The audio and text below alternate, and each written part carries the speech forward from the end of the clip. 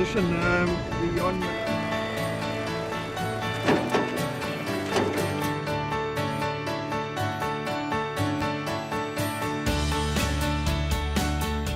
Isn't this so exciting? After almost a year's worth of hard work, it's really starting to come to fruition. And here we are at the runway at Pinda, to be with all the journalists and all the other sponsors to take part in this truly momentous occasion. I think the one thing that we are going to be able to see is conservation in action. 6 rhino are going to be uplifted and transported to a safe haven in the Okavango swamps.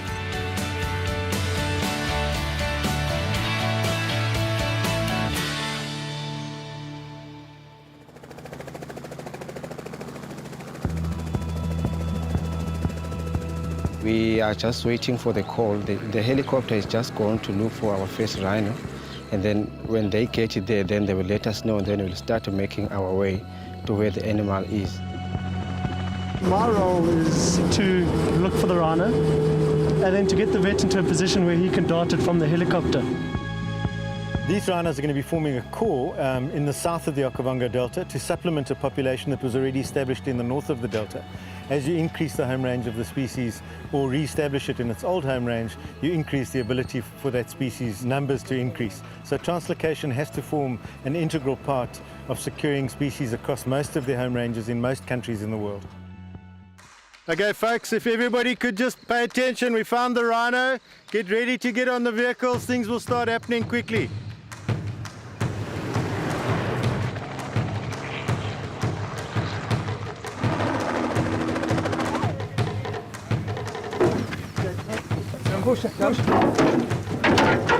They're just removing the tip of the horn, more to prevent any injury caused by herself to other rhino in the bomas.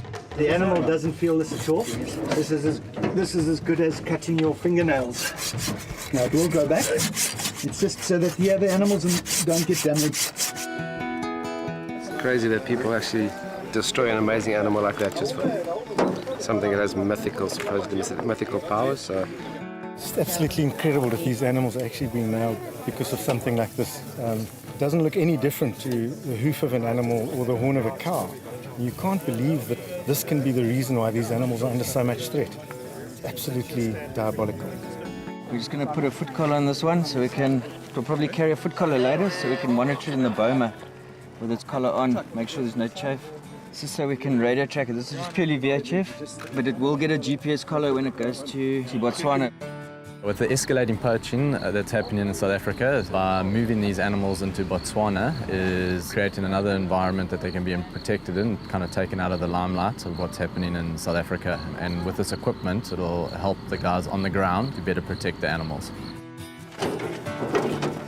We've managed to get the first 5 in the box already. We're still hoping to do one more before close of play today. Absolutely unbelievable day. The professionalism of the team has come to the fore, and it looks like we're probably going to be able to get all 6 on our first day, which is an unbelievable achievement. This is our 6th rhino. It's been amazing. I think if someone had said to me, would you take 4 today, I would have taken it, and we've actually got 6 loaded. Considering the number of people, the size of the operation, and the heat of today as well, it's gone really, really well. I think we can all be very happy.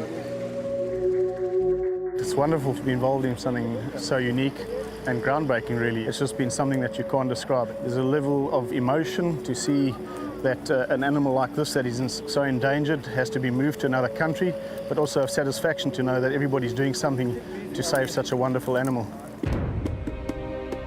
Ultimately, conservation is about people. And if you do not have a sustainable development around these wildlife park or conservation areas and teach them about the importance of actually conserving nature, especially with these endangered species or animals like rhinos, what follows next is that people will have no interest in those conservation areas. And as a result, definitely those conservation areas or parks will not survive. there's a battle that's been lost by the rhino, so the time for talk is definitely over. The reality is that drastic action is required. As a South African, it's a very important part of our heritage, having rhino in the wild for my kids and everybody else to be able to go and visit and see.